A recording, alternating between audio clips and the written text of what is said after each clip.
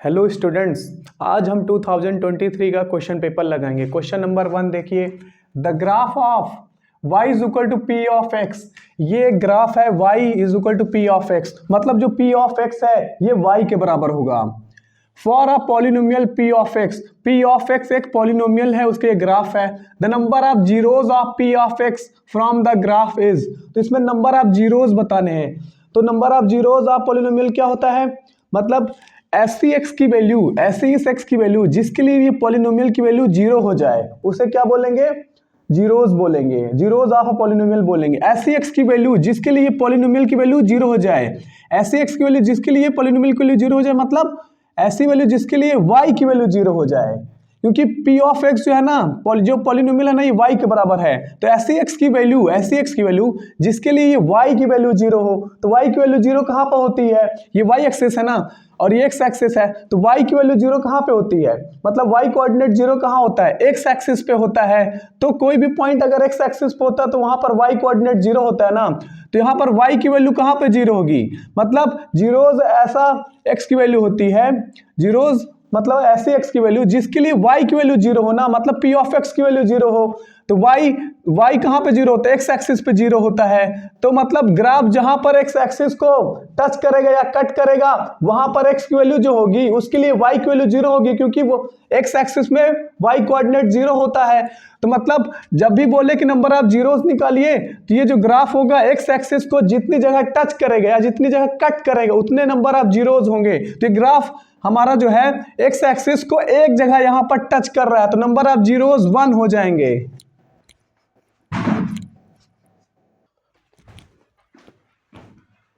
Question number 2, the value of k for which the pair of equation kx is equal to y plus 2 and 6x is equal to 2y plus 3 has infinitely many solutions.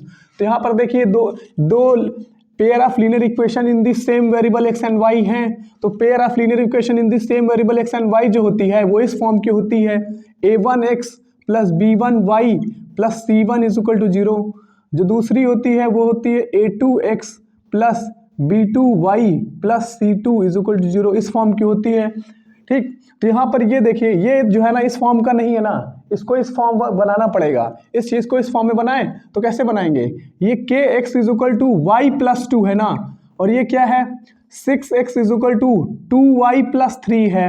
तो यहाँ पर गौर से देखिए, RHS में zero है ना, LHS ये है, RHS में जीरो है ना, तो इसको भी RHS में जीरो लाना होगा ना हमें। तो हम एक काम करेंगे, y को इधर भेजेंगे, 2 को भी उधर भेजेंगे, kx माइनस वाई हो जाएगा और ये 2 उधर चलाएगा, माइनस 2 इज इक्वल टू 0 हो जाएगा। सिमिलरली यहाँ पर भी देखिए RHS में जीरो होना चाहिए, तो 6x इसको इधर भेजेंगे, minus 2y minus 3 is equal to 0।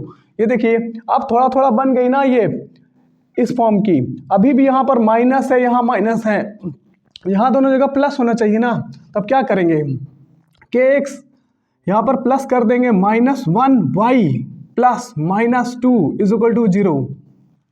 यहाँ पर 6x plus -2y plus -3 is equal to 0। अब देखिए ये जो है ना, ये जो इक्वेशन है इस फॉर्म की बन गई ना, ये जो इक्वेशन है इस फॉर्म की बन गई ना। अब देखिए, अब यहाँ पर बोल रहा है कि दोनों जो pair of linear equation in the same variable x and y है, इसमें इनफाइनाइट मेनी सॉल्यूशन कब होंगे, k की वैल्यू ऐसे क्या लें कि इनफाइनाइट मेनी सॉल्यूशंस हो। तो इनफाइनाइट मेनी सॉल्यूशंस का मतलब होता है कि यहाँ पर दोनों लाइन, ये लाइन को रिप्रेजेंट कर रहा है, ये लाइन को रिप्रेजेंट कर रहा है, अगर दोनों लाइन एक ऊपर एक कॉन्साइड कर जाती हैं ग्राफ बनाते समय, तब इसके इनफाइनाइट मेनी सॉल्यूशंस होते हैं।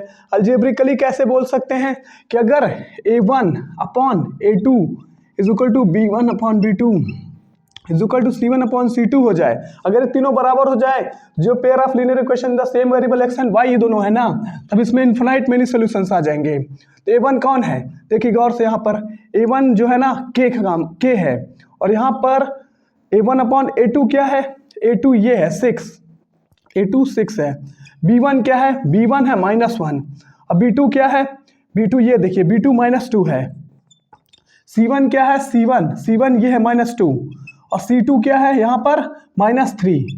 यहाँ पर गौर से देखिए, यहाँ पर ये तीनों अगर बराबर हो गए ना, k की ऐसी कुछ वैल्यू रखिए ताकि तीनों बराबर हो जाएं, तो यहाँ पर देखिए दोनों तो बराबर है ही नहीं, तो आप के की कोई भी वैल्यू रख दोगे, आप के की कोई कुछ भी वैल्यू रखो, ये कभी तीनों बराबर हो ही नहीं सकते, क्योंकि ये दोनों बराबर नहीं है ना, क्योंकि तीनों बराबर होना चाहिए ना, तभी जो pair of linear equation the same variable x and y है, इसमें इनफाइनाइट मेनी सॉल्यूशंस कब होंगे, जब तीनों बराबर हो, तीनों रेशियो बराबर हो, ये दोनों कभी बराबर हो ही नहीं सकते। तो आप के की वैल्यू कुछ भी रख लो, ये तीनों कभी बराबर नहीं हो, क्योंकि ये दोनों बराबर नहीं है। तो यहाँ पर जो वैल्यू ऑफ के होगी वो डज नॉट एग्जिस्ट हो जाएगी, कोई भी आप के की वैल्यू रखिए, ये तीनों बराबर हो ही नहीं सकते, क्योंकि ये दोनों बराबर नहीं है।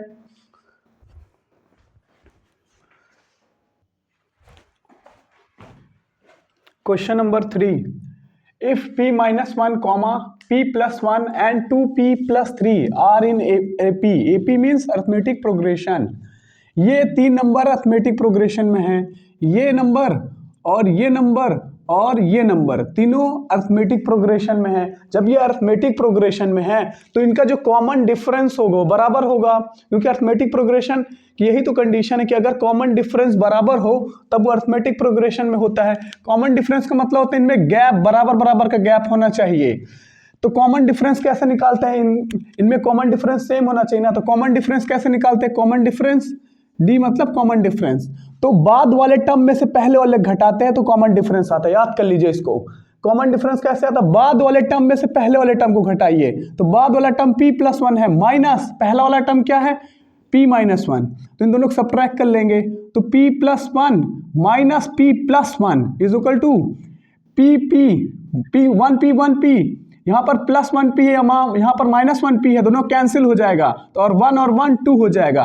तो कॉमन डिफरेंस यहाँ पर कितना है इन दोनों का, मतलब इन दोनों में कितने का गैप है, 2 का गैप है। सिमिलरली यहाँ पर जो कॉमन डिफरेंस है ना ये भी सेम आना चाहिए, तो यहाँ पर जो कॉमन डिफरेंस उसको निकाल लेते हैं। तो कॉमन डिफरेंस कैसे निकालेंगे, बाद वाले टर्म में से उसके पहले वाले टर्म को घटाएंगे, ये बाद वाला टर्म है 2p प्लस 3, इसके पहले वाले टर्म को अब घटा देंगे p प्लस 1 को, तो ये माइनस 1 अंदर जाएगा, ये माइनस अंदर जाएगा, तो कॉमन डिफरेंस कितना आएगा 2p plus 3 minus p minus 1 होगा। ये कॉमन डिफरेंस कितना हो जाएगा 2p और माइनस 1p है, इन दोनों को सब्ट्रैक्ट कर लेंगे, तो 2p में से 1p गया p हो जाएगा, और ये 3 और माइनस 1 कितना हो जाएगा, 3 में से 1 गया तो प्लस 2 हो जाएगा। ये देखिए कॉमन डिफरेंस यहाँ पर अलग आ रहा है, यहाँ पे अलग आ रहा है, देखने में अलग है, ये दोनों कॉमन डिफरेंस सेम होगा क्योंकि AP में है तो हम दोनों को सेम ले लेंगे। तो अकॉर्डिंग टू क्वेश्चन दोनों कॉमन डिफरेंस क्या रहेगा, सेम रहेगा। तो हम एक काम करेंगे, ये कॉमन डिफरेंस यहाँ पर 2 है और यहाँ पर कितना है p प्लस 2 है, तो कॉमन डिफरेंस सेम ले लेंगे, मतलब 2 को p प्लस 2 के बराबर ले लेंगे। अब p की वैल्यू कैसे आएगी, इसको उधर भेज देंगे, 2 minus 2 is equal to p, तो यहाँ पर p की वैल्यू क्या आ गई 0 आ गई, ये p की वैल्यू आ गई 0। एक और तरीके से कर सकते हैं इसको, जब भी बोले कि 3 टर्म है ऐसे, ये तीनों टर्म AP में है, तो आप एक फॉर्मूला याद कर लीजिए, जब भी 3 टर्म AP में होते हैं ना तो ये फॉर्मूला याद कर लीजिए, जब भी 3 टर्म AP में हो तभी लगाइएगा इसको। तो फॉर्मूला ये है कि 2 टाइम मिडिल वाला, 2 टाइम मिडिल वाला, ये मिडिल वाला है, 2 टाइम मिडिल वाला इज इक्वल टू अगल वाला प्लस बगल वाला, ये फॉर्मूला लगा दीजिए। क्या है फॉर्मूला, जब भी 3 टर्म ऐसे AP में हो तो 2 टाइम मिडिल वाला इज इक्वल टू अगल वाला प्लस बगल वाला, ये फॉर्मूला लगा दीजिए, याद रखिएगा इस फॉर्मूले को। जब भी 3 नंबर AP में हो तो 2 टाइम मिडिल वाला कर दीजिए, 2 टाइम मिडिल वाला इज इक्वल टू अगल वाला प्लस इसके बगल वाला, ये हो गया, यहाँ पे प्लस है। अब देखिए यहाँ पर इसको अंदर मल्टीप्लाई कर देंगे 2p हो जाएगा, इसको अंदर मल्टीप्लाई कर देंगे 2 हो जाएगा, और यहाँ पर 2p और ये 1p 3p हो जाएगा, और ये -1 और प्लस 3 तो प्लस 2 हो जाएगा। अब ये 3p को इधर ले आएंगे, 2p माइनस 3p और इस 2 को उधर भेज देंगे, तो यहाँ पर 2 माइनस 2 हो जाएगा, तो यहाँ पर 2 माइनस 2 0, यहाँ पर माइनस p, तो p की वैल्यू देखिए 0 ही आई कि नहीं।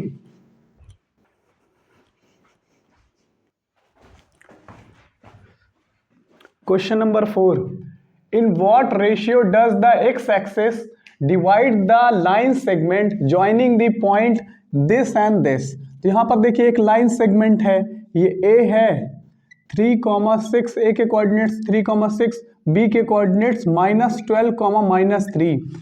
देखिए लाइन, ये यहाँ पर एंड पॉइंट है, यहाँ से ऐसे ज्वाइन करके एक लाइन सेगमेंट बन रही है, तो इस लाइन सेगमेंट को x एक्सिस डिवाइड कर रहा है, तो किस रेशियो में x एक्सिस डिवाइड करेगा। मान लीजिए ये x एक्सिस है, ये एक्स एक्सिस है, ये क्या है, एक्स एक्सिस है, ये लाइन है एक्स एक्सिस ना। तो एक्स एक्सिस ने ऐसे इसके टुकड़े कर दिए, इस पूरे लाइन के ऐसे टुकड़े कर दिए, तो दो टुकड़े हुए ना, ये दो पार्ट्स में डिवाइड किया। तो अब वही बताना है कि हमें ये इसका रेशियो बताना है कि किस रेशियो में डिवाइड किया है। तो हम रेशियो के m1 इसको मान लेंगे और इसको m2 मान लेंगे, तो m1:2 m2 मान लेंगे रेशियो को। तो यहाँ पर देखिए, जो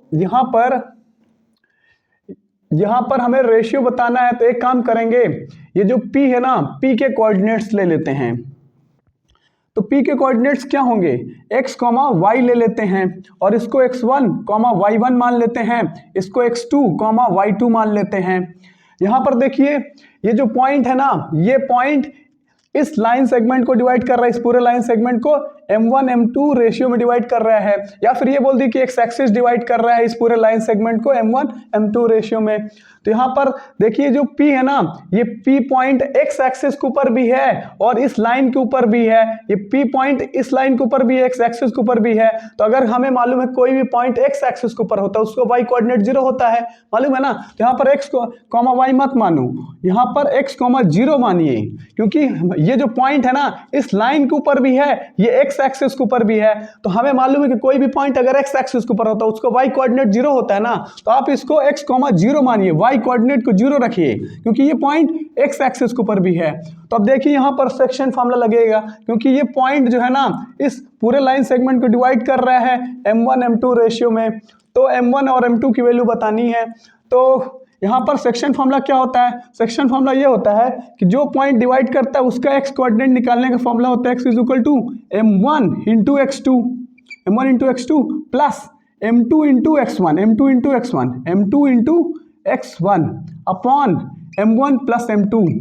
ये सेक्शन फार्मूला होता है, ये एक्स कोऑर्डिनेट निकालने का फार्मूला है। सिमिलरली वाई कोऑर्डिनेट निकालने का फार्मूला क्या होता है, यहाँ लिख देता हूँ, y = m1 × y2, m1 × y2 plus m2 × y1, m2 × y1 upon m1 plus m2। तो ये सेक्शन फॉर्मूला है एक्स कोऑर्डिनेट निकालने का और वाई कोऑर्डिनेट निकालने का है, तो इसको याद कर लीजिए आप। तो यहाँ पर देखिए, एक्स की वैल्यू कितनी है, एक्स की वैल्यू एक्स है, m1 कितना है, m1 है, इंटू x2 कितना है, x2 है -12, प्लस m2 कितना है, m2 है, इंटू x1 कितना है, x1 3 है, अपॉन m1 प्लस m2।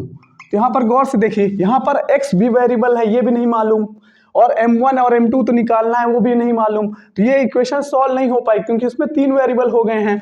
अब दूसरा वाली इक्वेशन इसको यहीं पे छोड़ देते हैं।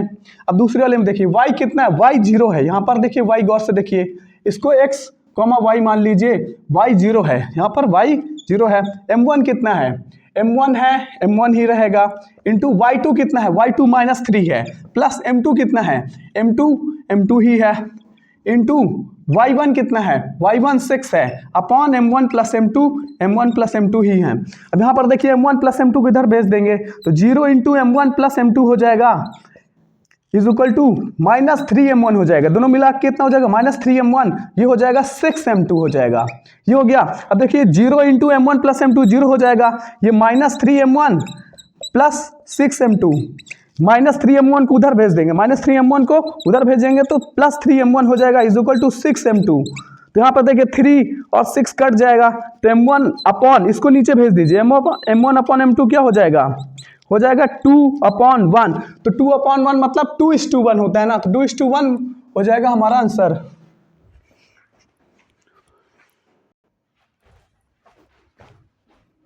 Question number 5, in the given figure PQ is tangent, ये PQ है, PQ टेंजेंट है, PQ टेंजेंट है to the circle centre O centre है। इफ एंगल AOB 95, AOB मतलब ये वाला एंगल 95 है, then the measure of ABQ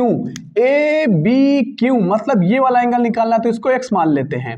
ये निकालना है तो कैसे निकालेंगे, यहाँ पे गौर से देखिए, ये टेंजेंट है, ये पूरा PQ टेंजेंट है और ये रेडियस है, ये रेडियस। तो हमने एक थ्योरम पढ़ा है, जैसे ये सर्किल में ये टेंजेंट है, मान लीजिए टेंजेंट है और ये रेडियस है, तो जो टेंजेंट होता है और जो रेडियस होता है, दोनों जहां इंटरसेक्ट करते हैं वहां 90 डिग्री पे बनता है। स्टेटमेंट क्या थ्योरम का, the the tangent is perpendicular to the radius at the point of contact, point of contact पे परपेंडिकुलर होते हैं। The tangent is perpendicular to the radius, तो यहाँ पे 90 डिग्री आ जाएगा ना। सिमिलरली यहाँ पर देखिए पी क्यू टेंजेंट है और ये रेडियस है, तो यहाँ पर ये पूरा 90 हो जाएगा। इसका नाम क्या है? इसका नाम है ओ बी क्यू, 90 हो जाएगा। ओ बी क्यू मतलब ये एंगल 90 हो जाएगा। क्यों? क्योंकि टेंजेंट है, ये रेडियस है, ये टेंजेंट है, ये रेडियस है, टेंजेंट परपेंडिकुलर होता है रेडियस। क्या हो गया? अब देखिए गौर से, ये ट्रायंगल को लेके चलिए, ओ ए बी, गौर से देखिए यहाँ पर ओ ए बी में, यहाँ पर ये दोनों रेडियस है, दोनों रेडियस हैं, ये दोनों रेडियस हैं, तो ये दोनों रेडियस बराबर होंगे, तो आइसोसेलेस ट्रायंगल नहीं बन गया। आइसोसेलेस ट्रायंगल में खास बात क्या है कि आइसोसेलेस ट्रायंगल में दो साइड भी बराबर होती हैं और दो एंगल भी बराबर होते हैं। कौन से बताइए दो एंगल बराबर हैं? देखिए ये दोनों साइड बराबर है ना, तो इसके सामने वाला ये एंगल और इसके सामने वाला ये एंगल, मतलब इसका अपोजिट एंगल ये, इसका अपोजिट एंगल ये साइड का अपोजिट एंगल ये, इस साइड का अपोजिट एंगल ये दोनों बराबर होते हैं। दोनों को मैं ए मान लेता हूँ, इसको भी ए, इसको भी ए, तो पहले इन दोनों को निकाल लेता हूँ। इन तीनों का सम 180 होगा ना। क्यों? क्योंकि ट्रायंगल में तीनों एंगल का सम कितना होता है? 180 डिग्री होता है। तो इन तीनों को जोड़ूंगा, 95 plus a is equal to 180 degree हो जाएगा। तो ए और ए 2a हो जाएगा, 95 को उधर भेज दूंगा, तो 180 माइनस 95 कितना हो जाएगा? तो यहाँ पर 2a इज इक्वल टू हो जाएगा 85। तो हम यहाँ ए कितना आ जाएगा? 85/2, 2 4 जा 8, 2 2 जा, तो 42.5 a आ जाएगा। ये कितना आ जाएगा?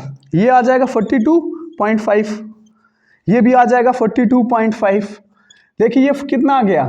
ये इतना जो है ना 42.5 आ गया, 42.5 आ गया ये इतना, और ये पूरा 90 है, तो ये x नहीं निकल आएगा। पूरे 90 में से ये 42.5 को सब्ट्रैक्ट कर देंगे तो x ही तो आएगा।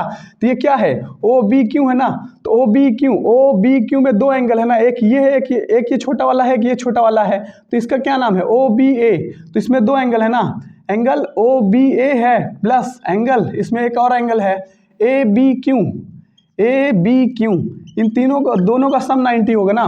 देखिए ना, ओ बी ए मतलब ये वाला एंगल, और ए बी क्यू है, ए बी क्यू मतलब ये वाला, दोनों का सम कितना होगा? 90 होगा ना। तो ये कितना है? ये 42 है, 42.5 है, प्लस ये x है is equal to 90।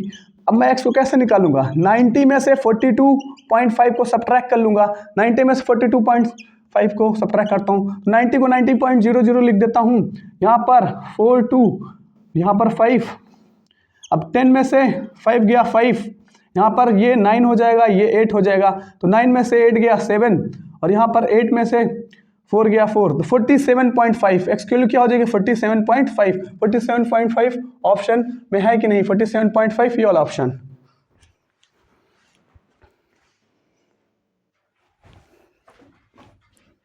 Question number 6, if 2 tan a is equal to 3, क्या गिवन है कि 2 tan a is equal to 3, ये गिवन है। यहाँ पर then the value of 4 sin a plus 3 cos a upon 4 sin a minus 3 cos a is, हमें किसकी value निकालनी है? 4 sin a plus 3 cos a upon 4 sin a minus 3 cos a, इसकी value चाहिए हमें। तो यहाँ पर देखिए, हमें साइन और कॉस की वैल्यू निकाल लेते हैं पहले, फिर इसमें रख देंगे। यहाँ पर देखिए गौर से, tan a को अकेला अगर कर लें तो 3/2 हो जाएगा tan a। तो एक टिग्नोमेट्रिक, 6 टिग्नोमेट्रिक रेशियोज होते हैं ना, उनमें से एक टिग्नोमेट्रिक रेशियो की वैल्यू दी हुई है 3/2, तो बाकी सभी टिग्नोमेट्रिक रेशियोज की वैल्यू निकाल सकते हैं ना, इसको याद कर लीजिए। 6 टिग्नोमेट्रिक रेशियोज होते हैं, उनमें से कोई एक टिग्नोमेट्रिक रेशियो की वैल्यू गिवन है यहाँ पर, तो बाकी सभी टिग्नोमेट्रिक रेशियोज की वैल्यू हम निकाल सकते हैं। बताएं कैसे? ये देखिए, यहाँ पर एक टिग्नोमेट्रिक रेशियो की वैल्यू गिवन है, ये tan है ना, तो tan क्या होता है? Perpendicular upon base. याद कर लीजिए, tan क्या होता है? Perpendicular upon base. तो देखिए ये परपेंडिकुलर हो जाएगा, बेस हो जाएगा। मैं एक राइट एंगल ट्रायंगल बना लेता हूँ, ये यहाँ पर ये एंगल ए, इसको एंगल ए मान लेता हूँ। यहाँ पर गौर से देखिए, यहाँ पर परपेंडिकुलर ये हो जाएगा, एंगल ए के जो सामने होते हैं ये परपेंडिकुलर होता है, ये परपेंडिकुलर हो जाएगा, और ये बेस हो जाएगा, परपेंडिकुलर और बेस 2 हो जाएगा। तो इस एंगल के एडजेसेंट जो साइड रहती है उसे बेस बोलते हैं, ठीक। तो यहाँ पर गौर से देखिए, आप ये मत समझ लीजिएगा कि यहाँ पे 3 सेंटीमीटर इसकी लेंथ है, ये रेशियो है 3:2, तो इसको आप 3 मान लीजिए, इसको 2 मान लीजिए, लेकिन इसकी लेंथ 3 सेंटीमीटर नहीं है, तो आप यहाँ पे के लगा लीजिए, यहाँ पर के लगा लीजिए। जब भी रेशियो दे रहा है तो हम दोनों में सेम वेरिएबल लगा लेते ना, इसमें के लगा लेते, इसमें के लगा लेते, या फिर इसमें ए लगा लेते, इसमें ए लगा लेते हैं। तो यहाँ पर आप लगा लीजिए के और के, और ये हाइपोटेन्यूज निकाल लीजिए। आप अगर के नहीं भी लगाओगे तो कोई दिक्कत नहीं यहाँ पर, तो आप ना लगाइए। चलिए यहाँ पर हाइपोटेन्यूज कैसे निकलेगा बताइए। यहाँ पर पाइथागोरस थ्योरम लगेगा ना, दो साइड की लेंथ है, ये तीसरी साइड की लेंथ निकालनी है। तो पाइथागोरस थ्योरम क्या होता है, हाइपोटेन्यूज का square is equal to base का स्क्वायर प्लस परपेंडिकुलर का स्क्वायर। हाइपोटेन्यूज निकालना है इज इक्वल टू बेस कितना है, बेस है 2 का स्क्वायर प्लस परपेंडिकुलर 3 का स्क्वायर। तो हाइपोटेन्यूज का स्क्वायर क्या हो जाएगा 4 + 9, तो यहाँ पर हो जाएगा 13, तो h स्क्वायर हो जाएगा 13, तो हो जाएगा √13। ये हो गया हाइपोटेन्यूज। अब देखिए हमें यहाँ पे साइन रखना है और कॉस रखना है, तो साइन के लिए यहाँ से निकाल लूँ क्या, साइन ए क्या हो जाएगा, साइन ए होता है परपेंडिकुलर अपॉन हाइपोटेन्यूज। तो इस साइन ए क्या होता है परपेंडिकुलर अपॉन हाइपोटेन्यूज। इस एंगल ए के लिए परपेंडिकुलर होगा, ये हाइपोटेन्यूज होगा। तो इस एंगल ए के लिए परपेंडिकुलर ये है ना 3, और हाइपोटेन्यूज ये, हाइपोटेन्यूज कितना निकाला अभी √13, ये हो गया साइन की वैल्यू हो गई। सिमिलरली कॉस की वैल्यू क्या आएगी, कॉस ए होता है बेस अपॉन हाइपोटेन्यूज, इसको भी याद कर लीजिए, बेस अपॉन हाइपोटेन्यूज। तो इस एंगल के लिए बेस होगा और ये हाइपोटेन्यूज होगा। इस एंगल के लिए बेस है, बेस 2 है, हाइपोटेन्यूज √13 है। तो ये कॉस की वैल्यू आ गई। अब यहाँ पर रख दें क्या, देखिए यहाँ पर क्या है 4 × साइन ए, तो साइन ए की वैल्यू कितनी है 3/√13 है, प्लस 3 × कॉस ए क्या है, कॉस ए क्या है 2/√13, 2/√13 अपॉन 4 इंटू, यहाँ पे इंटू रहता है, साइन ए कितना है, साइन ए 3/√13 माइनस 3 इंटू, यहाँ पे इंटू रहता है, कॉस ए क्या है, कॉस ए है 2/√13, 2/√13, ये हो गया। अब गौर से देखिए यहाँ पर ये 12 हो जाएगा, 12/√13, ये हो जाएगा 6/√13। सिमिलरली ये हो जाएगा 12/√13, ये हो जाएगा -6/√13। अब देखिए यहाँ पर डिनोमिनेटर सेम है ना, एलसीएम ले लें, यहाँ पे हो जाएगा 12 और 6 18 हो जाएगा, 18/√13, और ये क्या हो जाएगा 12 में से 6 गए 6 हो जाएगा, 6/√13 हो जाएगा, √13 कट जाएगा, 18/6 हो जाएगा, 6 मतलब 6 6 3 18, तो ये 3 हो जाएगा आंसर, ये वाला ऑप्शन।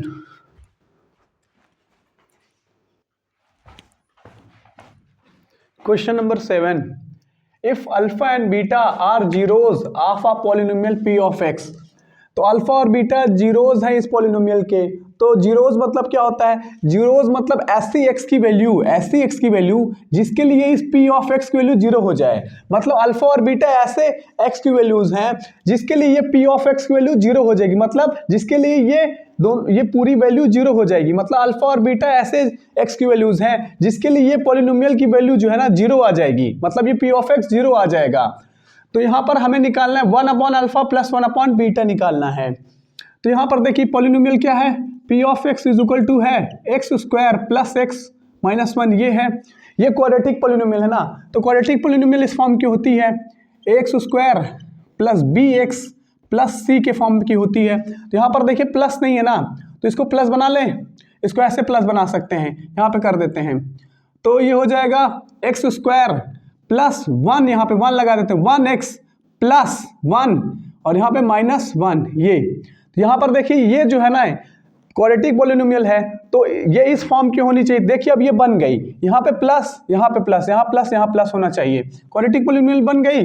यहाँ पर हमें बोल रहा है कि 1/α + 1/β की वैल्यू चाहिए। तो हमें मालूम है जो भी क्वाड्रेटिक पॉलिनोमियल होते हैं उनके जीरोस का सम क्या होता है, जीरोस का सम मतलब अल्फा प्लस बीटा, ये जीरोस का सम है, अल्फा और बीटा जीरोस है ना, तो दोनों जीरोस का सम क्या होता है -b/a होता है। याद कर लीजिए कोई भी क्वाड्रेटिक पॉलिनोमियल हो उसमें दो अल्फा और बीटा जो जीरोस हैं उन दोनों जीरोस का सम होता है -b/a। तो अल्फा प्लस बीटा की वैल्यू कैसे आएगी, -b का काम कौन कर रहा है, देखिए ये b है, ये b होता है ना, x का कोफिशिएंट जो होता है b, तो b 1 है, a क्या है, a यहाँ पर कोफिशिएंट ऑफ x² होता है ना, तो यहाँ पर 1 हो जाएगा। तो यहाँ पर अल्फा प्लस बीटा -1 हो गया। अब यहाँ पर अल्फा इंटू बीटा क्या होता है, मतलब प्रोडक्ट ऑफ द जीरोज क्या होते हैं, सी अपॉन ए होता है, इसको भी याद कर लीजिए, अल्फा इंटू बीटा सी अपॉन ए होता है। तो यहाँ पे सी क्या है, सी -1 है, ये देखिए -1 अपॉन ए कितना है, ए कोफिशिएंट ऑफ एक्स स्क्वायर है ना, कोफिशिएंट ऑफ एक्स स्क्वायर हो जाएगा 1, तो यहाँ भी ये भी -1 आ गया। हमें क्या निकालना है, 1 अपॉन अल्फा, हमें निकालना है 1 upon alpha plus 1 upon beta, इसकी वैल्यू हमें चाहिए। तो इसको थोड़ा सा एक काम करते हैं, सिंप्लीफाई करते हैं, पहले इसको एलसीएम ले लेते हैं, या फिर एक काम करते हैं क्रॉस का मल्टीप्लिकेशन कर देते हैं, इसको इधर मल्टीप्लाई कर देंगे बीटा हो जाएगा, इसको इधर मल्टीप्लाई कर देंगे अल्फा हो जाएगा, नीचे वाले को नीचे से मल्टीप्लाई कर देंगे अल्फा डॉट बीटा हो जाएगा। तो यहाँ पर देखिए अल्फा प्लस बीटा की वैल्यू गिवन है, अल्फा प्लस बीटा की वैल्यू ये हमने निकाला है, अल्फा प्लस बीटा की वैल्यू है, अल्फा प्लस बीटा की वैल्यू -1, तो यहाँ पे -1 रखेंगे। अल्फा इंटू बीटा की वैल्यू कितनी है, ये भी -1, तो -1 कट जाएगा तो 1 आंसर आ जाएगा, ऑप्शन नंबर ए।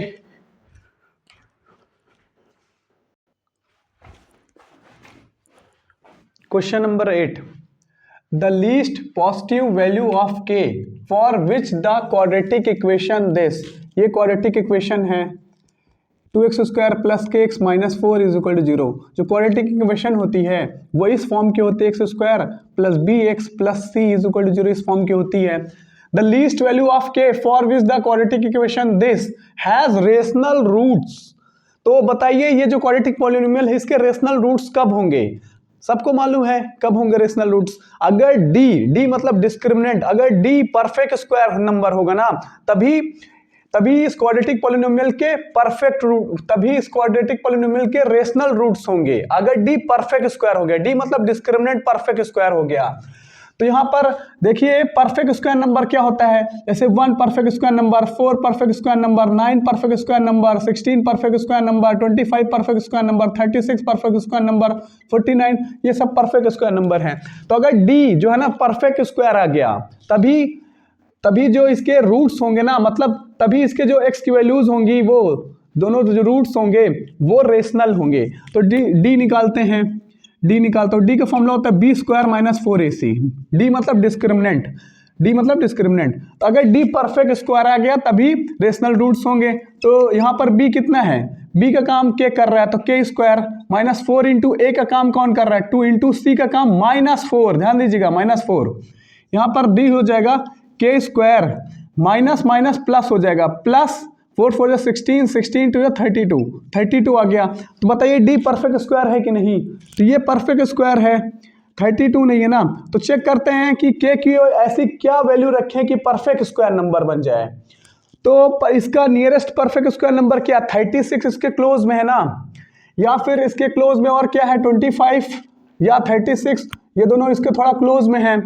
तो यहाँ पर k की ऐसी लीस्ट वैल्यू रखनी है, वो भी प्लस में रखनी है। ऐसी k की वैल्यू बताइए जो लीस्ट भी हो, मतलब कम से कम रखनी है और प्लस में भी रखनी है ताकि ये परफेक्ट स्क्वायर बन जाए। तो यहाँ पर देखिए अगर हम यहाँ पर 2 रख दें, अगर यहाँ पे 2 रख दें तो क्या होगा, यहाँ पर ये 4 प्लस 32 हो जाएगा तो d 36 हो जाएगा। 36 परफेक्ट स्क्वायर नंबर है ना, तो अगर हम 2 रख देंगे यहाँ पर k के प्लेस पे तो परफेक्ट स्क्वायर आ जाएगा।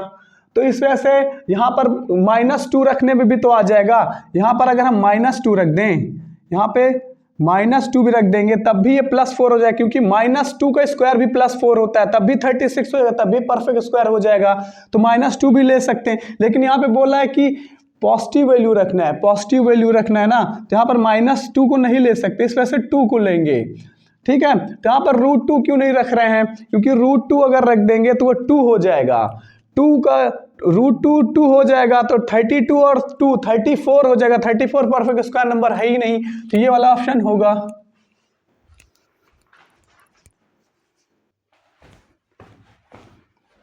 क्वेश्चन नंबर 9, हमें इस चीज की वैल्यू निकालनी है कि क्या होगी। इसको नोट कर लेता हूं, यहाँ पे 3/4 tan square 30 minus sec square 45 plus sine square 60, इसकी वैल्यू चाहिए हमें।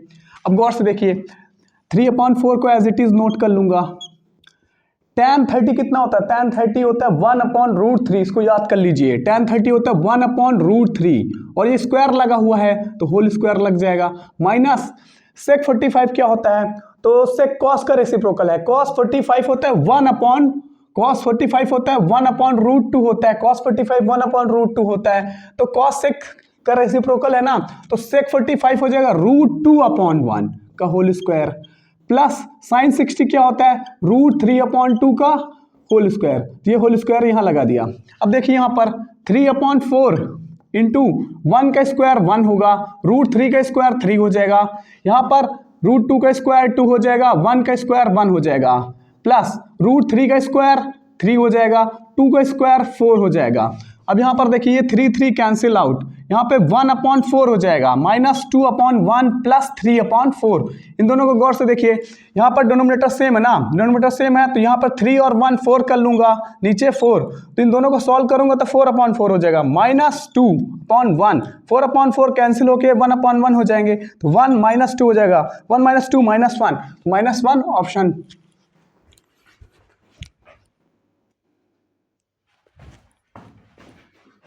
Question number 10, curve surface area of a cylinder. एक सिलेंडर है, यहां सिलेंडर बना लेते हैं, ये सिलेंडर है, curve surface area of cylinder. तो कर्व सरफेस एरिया क्या होता है, ये जो एरिया होता है ये कर्व सरफेस एरिया होता है। मतलब जो सिलेंडर है, सिलेंडर के ये जो लिड होता है, ये लिड जो ये दोनों लिड होते हैं, इन दोनों लिड के अलावा जो सरफेस है ना, ये कर्व सरफेस एरिया होता है। तो कर्व सरफेस एरिया कितना गिवन है, कर्व सरफेस एरिया ये है, और हाइट कितनी है, हाइट है 5 सेंटीमीटर। तो यहां से यहां तक की हाइट 5 सेंटीमीटर है, कर्व सरफेस एरिया ये है। हमें रेडियस निकालना है, ये सर्कुलर जो बेस है ना, इसका रेडियस निकालना है, रेडियस। तो curve surface area of cylinder क्या होता है, curve surface area of cylinder होता है, curve surface area of cylinder क्या होगा 2πRh, इसको याद कर लीजिए 2πRh, ये curve surface area of cylinder होता है। तो 2 इंटू पाई की वैल्यू क्या रखनी है 3.14 रखनी है, ये देखिए, इंटू आर की वैल्यू क्या रखनी है, आर की वैल्यू निकालनी है, एच की वैल्यू क्या रखनी है, एच की वैल्यू 5 रखनी है, और कर्व सरफेस एरिया भी गिवन है। कर्व सरफेस एरिया कितना गिवन है 94.2, हमें आर की वैल्यू निकालनी है। तो मैं एक काम करूंगा 94.2, इस 2 को नीचे भेजूंगा, इसको भी नीचे भेजूंगा 3.14 को, और इस 5 को भी नीचे भेज दूंगा ऐसे, यहाँ पर सिर्फ आर बचेगा। देखिए पॉइंट हटाऊंगा मैं, ऐसे पॉइंट हटाऊंगा तो नीचे क्या आएगा, पॉइंट के बाद एक डिजिट है ना, तो 1 0 आएगा, मतलब 10 आएगा। यहाँ पर ये पॉइंट हटाऊंगा तो पॉइंट के बाद 2 डिजिट है ना, ये दोनों डिजिट, तो ऊपर 2 0 जाएगा, मतलब 100 चला जाएगा, तो ये 0 कैंसिल हो जाएगा। 942 इंटू 10 हो गया, अपॉन 2 इंटू 314 इंटू 5 हो जाएगा। ये 5 1 जा 5, 5 2 जा 10, और ये 2 1 जा 2, 2 1 जा 2, कितना बचा 942 अपॉन 314, ये आर की वैल्यू हो गई। अब देखिए यहाँ पर 3 3 या 9, 14 3 या 42, तो ये 314 1 टाइम पे गया, और ये 314 3 टाइम पे गया, तो आर की वैल्यू 3 हो गई, 3 ये।